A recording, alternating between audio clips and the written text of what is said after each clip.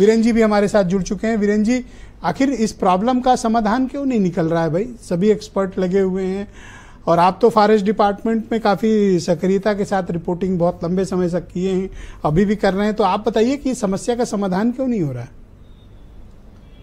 देखिए, पहले ये था कि भेड़ियों को पकड़ना है, फिर उनको गोली मारने के आदेश हुए, लेकिन भेड़िया कोई ऐसा तो बैठा नहीं कि कहीं बैठा है जाके आप उसको जाल डाल के पकड़ लीजिए।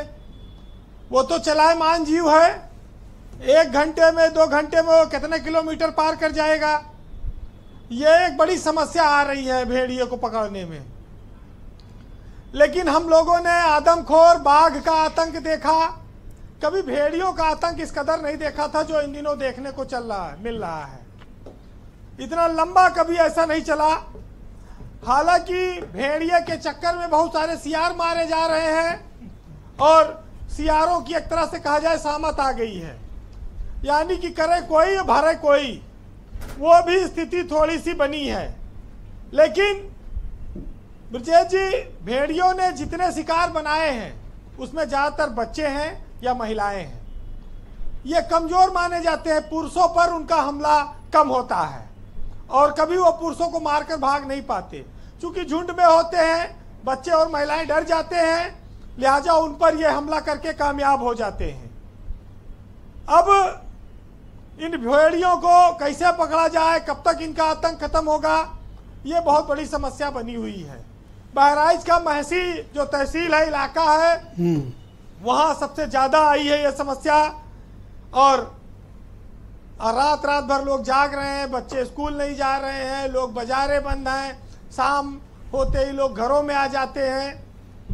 एक चीज जरूर भेड़िए के आतंक से कुछ राहत मिली है लोगों को कि कम से कम गांव में सोलर लाइट लग रही है, लोगों के घरों में दरवाजे लग रहे हैं और कुछ सड़कों पे खंजे भी लग रहे हैं गांव में जी। तो एक तरह से कह सकते हैं आप कि जो आपदा आई है उसमें थोड़ा अवसर भी लोगों के विकास का बना है, लेकिन यह अवसर बहुत छोटा है मानव जान की तुलना में। अब समस्या ये आती है कि कई किलोमीटर में है सीतापुर, बहराइच, लखीमपुर, अंबेडकर नगर, फैजाबाद, बाराबंकी, कहां कहां तक काम्बिंग होगी। सर्च ऑपरेशन के बावजूद 3 या 4 भेड़िए पकड़े गए, बाकी 2 या 3 बचे हैं जिनकी तलाश चल रही है और वही शिकार कर रहे हैं। अब ये काम कब तक पूरा होगा ये कोई नहीं कह सकता, क्योंकि ये जंगली जानवर हैं और ये इतने खूंखार हैं, उनकी रोज खबरें आ ही रही, लोग देख रहे हैं। अब सबसे बड़ी बात यह है ब्रजेश जी कि जिस देश में आदमी रोज हजारों जानवरों को मारता है, उस देश में अगर जानवर कभी आदमी को मार देता है तो कितना हंगामा मचता है और कितनी बड़ी समस्या खड़ी होती है, ये आप इन हमलों से देखिए जी। एक गाना आया था कि जब जानवर कोई इंसान को मारे तो कहते हैं दुनिया में उसे बहसी सारे, लेकिन जब इंसान जानवर की जान लेता है तो बहुत सामान्य रूप में माना जाता है। तो आप कितना अंतर है जिसको हम वाइस वर्सा भी कह सकते हैं, लेकिन सोच के पीछे एक फर्क है। वैसे आदमखोर तो शेर और बाघ, चीता भी कहे गए हैं। ब्रजेश जी, जब जानवरों की बात आती है तो इंसान की तुलना हम 3 जानवरों से ज्यादा करते हैं। एक शेर, दूसरा कुत्ता, तीसरा भेड़िया।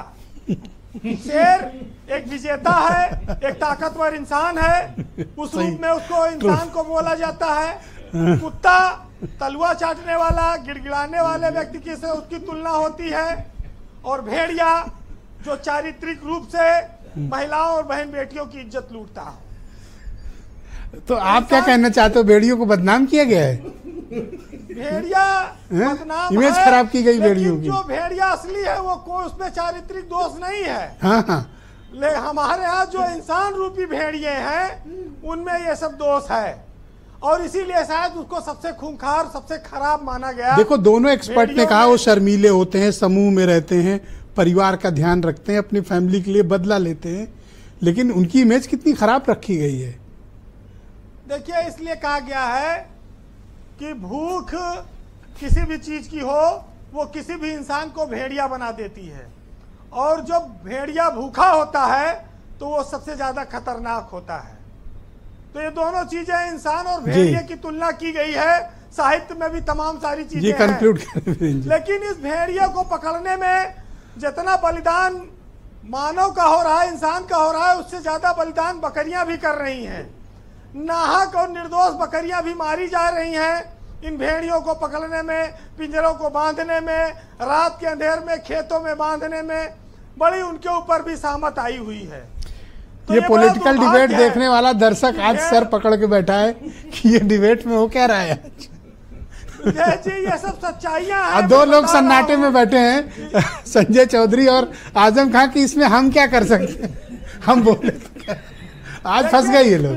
भेड़िया तो देर सवेर पकड़ा जाएगा जी, वो एक जानवर है, लेकिन हमारे समाज में इंसान रूपी जो भेड़िए दरिंदे बैठे हैं, ये इन पर लगातार काम करना होगा। बहुत शानदार बात। वो तो प्रकृति है, थोड़े दिन में शांत हो जाएगी, लेकिन बहुत सारी चीजों पर चुनौतियां बरकरार हैं, उन पर हमको झेलना होगा। बहरहाल सुनिएगा कि भेड़ियों की भीड़ में आप भी तमाशा देखिए। एक कविता है छोटी सी, मैं उसको सुनाऊंगा जी। कि हाथ में पिस्तौल है फिर भी हताशा देखिए, और भेड़ियों की भीड़ में आप भी तमाशा देखिए। और सियासी चोले पहनकर लूटने निकले हैं वो, लोकतंत्र के चेहरे पर है कैसी निराशा देखिए। और यारों कैसा शहर है कि आदमी नहीं मिला, पैरों में छाले पड़ गए, कितना तलाशा देखिए। बहुत शुक्रिया वीरेंद्र जी, आपका बहुत बहुत धन्यवाद। ग्राउंड जीरो से अपने इनपुट, फीडबैक और एनिमल्स पे